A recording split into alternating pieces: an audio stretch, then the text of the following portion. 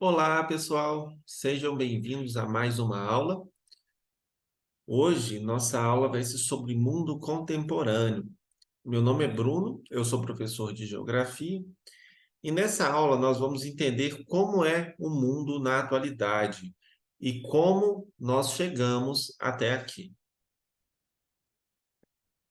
Para a gente entender isso, nós temos que compreender que o mundo hoje ele é globalizado, ele é capitalista, ele é, ele possui uma hegemonia de um país, né, que são os Estados Unidos, e também ele é multipolarizado. Globalizado. Globalizado é pelo seguinte fato: hoje o mundo é interligado de várias formas, tanto física quanto tecnológica.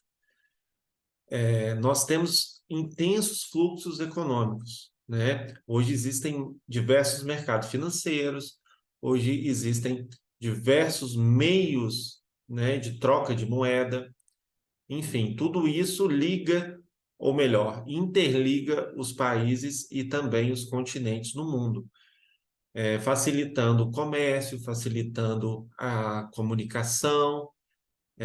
Hoje nós temos a internet, né, que é um meio de comunicação sensacional, e esse meio de comunicação, por exemplo, ele necessita de redes, né?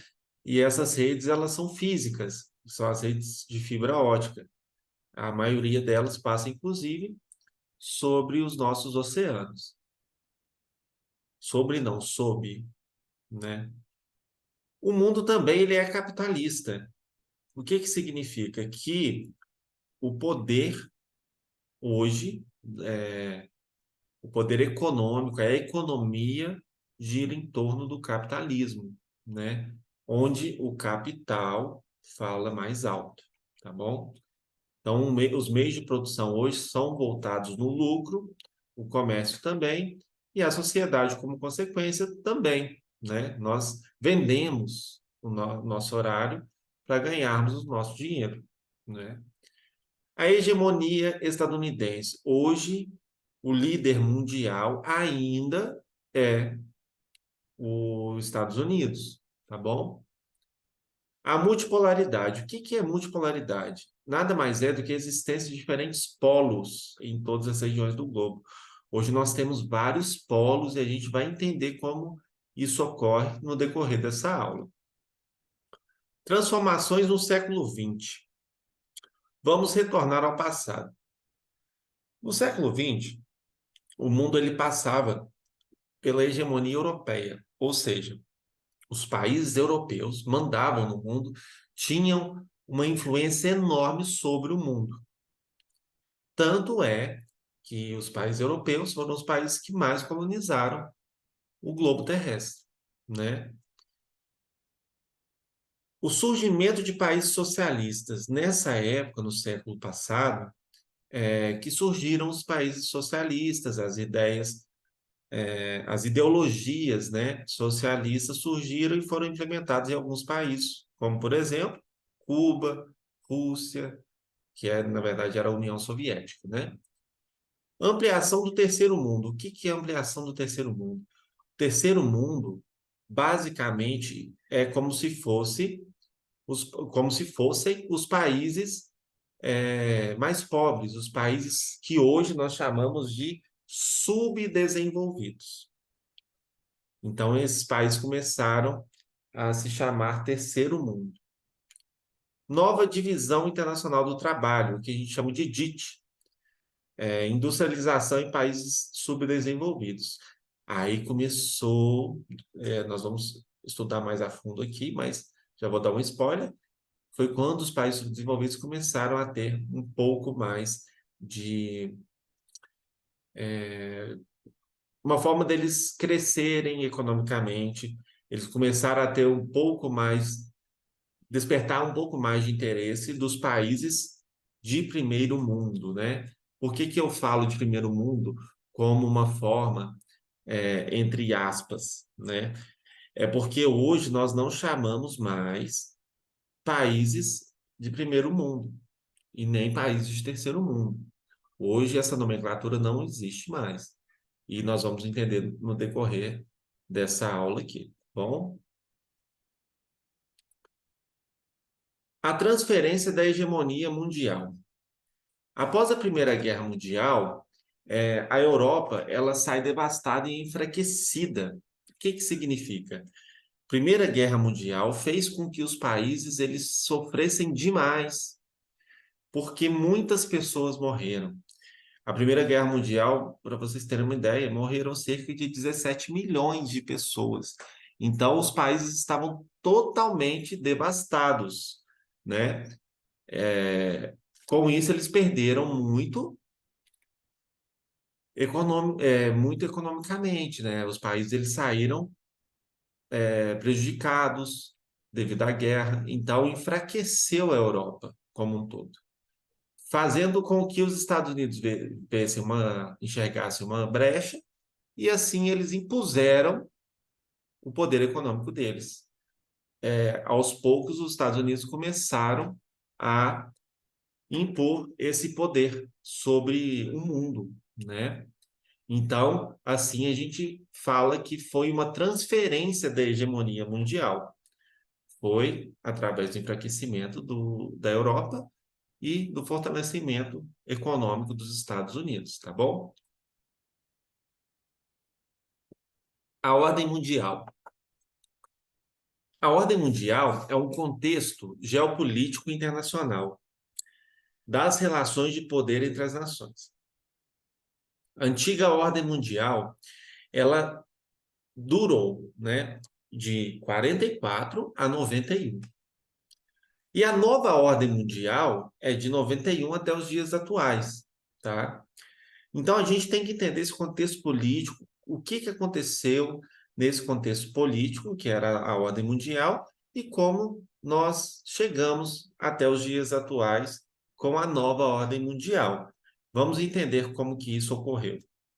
A antiga ordem mundial, basicamente, resumidamente, ela era quando o mundo era bipolar. O que que era o mundo bipolar? Bi significa dois, né? Então, eram dois polos. Quais polos eram? Estados Unidos e União das Repúblicas Socialistas Soviéticas, ou RSS. Existiam esses dois polos. De um lado, a URSS era socialista e do outro, os Estados Unidos, que eram capitalista. Esses dois polos, eles entraram em guerra. E essa guerra, ela se chamou Guerra Fria. O que que foi a Guerra Fria, basicamente, aqui, bem resumidamente para vocês? A Guerra Fria foi uma guerra ideológica. O que que é uma guerra ideológica? Ideias de cada um dos lados. Um era capitalista, o outro socialista. Os dois não conversam entre si, são diferentes, né? Portanto, um queria provar que era superior ao outro para o mundo. E essa guerra teve como é, vencedor, podemos assim dizer, os Estados Unidos, fazendo com que a União das Repúblicas Socialistas Soviéticas fosse exterminada. Ela deixou de existir, beleza? Fazendo com que também o socialismo se enfraquecesse. Então, o que que aconteceu? O poder capitalista venceu e o capitalismo era liderado pelos Estados Unidos, então os Estados Unidos tomou essa hegemonia no mundo, fortaleceu ainda mais essa hegemonia, beleza? Ele já tinha o poder antes da Guerra Fria, porém, após o término da Guerra Fria, esse poder ele ficou ainda mais forte, esse poder capitalista, se tornando então uma hegemonia estadunidense. Por que que os Estados Unidos são um país hegemônico? Ou melhor dizendo, por que que os Estados Unidos são fortes? Forte, né, na verdade. Por que que ele é forte? É um país forte.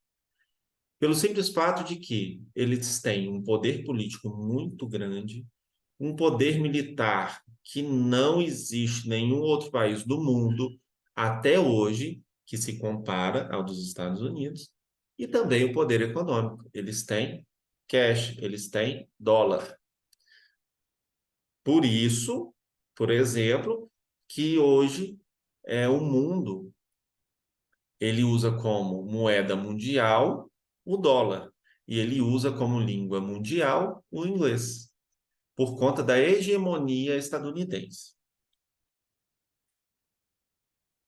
Unipolaridade dos Estados Unidos, supremacia mundial no campo militar, que é o que eu disse para vocês. Os Estados Unidos hoje, eles são unipolar no contexto bélico, contexto de armas.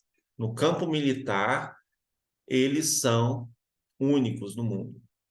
Existem países que são muito fortes militarmente, porém, nenhum se compara aos Estados Unidos. O investimento é muito pesado nas Forças Armadas estadunidenses, tá? Multipolaridade. Com o passar do tempo, o mundo se tornando cada vez mais globalizado, começou a existir a multipolaridade. O que que é a multipolaridade? São três principais regiões regiões, entre aspas, países também, tá? Por que que eu estou falando entre aspas países? Porque nós temos dois países que são fortes economicamente, Estados Unidos e Japão. E a Europa, todo mundo sabe, não é um país, é um continente. Então, são vários países europeus que são muito fortes economicamente, se tornando assim uma multipolaridade, ou seja, o mundo se tornou multipolar. A unipolaridade, ela é somente no contexto militar, tá bom? A multipolaridade já é no contexto econômico, monetário. Aqui eu tenho um mapa, né, que mostra muito bem como que são os polos mundiais, tá? Os polos mundiais, eles são os países nórdicos, com exceção da Oceania, que basicamente é Nova Zelândia e Austrália, beleza? Então, esse corte norte aqui, ó, tem o norte e o sul, né? Essa linha vermelha, ela basicamente, ela demonstra para nós que os países do norte, entre aspas, porque eu acabei de citar para vocês que a Oceania está no sul, mas ela é uma exceção aqui nesse caso, são os países com poder mundial. E os países sulistas são os países influenciados pelos países com poder, beleza? O conflito Norte-Sul. Isso é uma coisa que existiu muito no passado. O que que é o conflito Norte-Sul? Basicamente, os países eles eram caracterizados, os países eram caracterizados pela sua economia e por sua região. Mais por sua região do que por sua economia. Então, imagine um mundo, você divide o mundo em dois, norte e sul. Os países nórdicos, eles estão no mapa acima dos países do sul, né? Então, isso faz com que, entre aspas, o de cima seja superior, ou seja, os países nórdicos superiores aos países do sul, sulistas, né? E os países subdesenvolvidos, em sua grande maioria, são países sulistas. Então, existia esse preconceito entre países nórdicos e países sulistas, onde os países nórdicos eram superiores aos sulistas. Hoje isso já mudou, tá? Com o decorrer do slide que vocês vão entender por que que isso mudou. Aqui a gente tem também mais um mapa que eu mostro para vocês essa questão de regionalização. Olha só, a linha do Equador, ela corta o mundo ao meio, né? Onde eu estou passando o mouse aqui, certo? Se corta o mundo ao meio, o que que vai acontecer? Deixa eu ver se eu consigo mostrar para vocês. Basicamente, é como se aqui fosse a linha do Equador, certo? Então, a gente subentende que os países nórdicos, eles são superiores aos países do sul, países sulistas. Por quê? Porque eles estão ao norte, estão acima. E isso era um preconceito que existia na época, tá? Hoje não mais existe isso. Mas aqui vocês podem observar que os países do norte, eles são países que estão acima dessa linha preta. Ou seja, antigamente esses eram considerados, ou melhor, essas eram as nações consideradas fortes economicamente, beleza? Que são basicamente os Estados Unidos, Canadá, Europa, parte da Europa, né, na verdade, e a Oceania, né? Nova Zelândia e Austrália, beleza? E os países de rosa, que aqui nesse mapa correspondem aos países sulistas, né? Eles eram os países de terceiro mundo, países subdesenvolvidos, tá bom? Independência da Europa. A Europa, ela tinha uma força muito grande antes da Primeira Guerra Mundial, porque ela basicamente fez com que o mundo fosse, de certa forma, descoberto por países europeus, né? Várias partes do mundo, para quem não sabe, foram descobertos por países europeus. Então, a Europa, né, os países europeus, colonizaram boa parte do mundo, fazendo com que essas terras se tornassem terras europeias, né? Cada um com seu país, obviamente. A gente sabe que a Espanha, por exemplo, colonizou muito, né? Enfim, a Inglaterra também. Então, como eles eram colonizadores, né? Eles tinham muita força. Isso enfraqueceu. Por quê? Porque os países começaram a se tornar independentes. Tiveram a independência, né? Então, como ela enfraqueceu dessa maneira, com a independência dos outros países, ela favoreceu o crescimento ainda maior dos Estados Unidos. E a nova divisão do mundo? A nova divisão do mundo, ó, desculpa, a divisão internacional do trabalho. A divisão internacional do trabalho, basicamente, ela nos traz como o mundo comercializa e cria novas coisas, né, na indústria de uma forma mais homogênea, né? Hoje, basicamente, o mundo ele tem cada local, né, cada localização no mundo é responsável por fabricar alguma coisa, mesmo sendo um país, mesmo sendo países muitas vezes pobres, tá? Eles possuem indústrias que são, de certa forma, fortalecidas por países ricos, né? Como, por exemplo, eu vou citar aqui a Nike. A Nike é uma empresa norte-americana, uma empresa que é muito grande, né? Todo mundo sabe da importância da Nike. E ela tem várias indústrias espalhadas, principalmente nas regiões asiáticas, né? Então, com isso, eles conseguem ter uma mão de obra mais barata, fazendo com que o produto fique mais em conta, mais barato, e eles consigam lucrar cada vez mais. E isso representa essa nova divisão internacional do trabalho. Toda vez que vocês ouvirem ou lerem a palavra, a sigla DIT, significa Divisão Internacional do Trabalho, tá bom? Então, hoje, os países emergentes e também alguns países subdesenvolvidos, eles começaram a ter essa importância.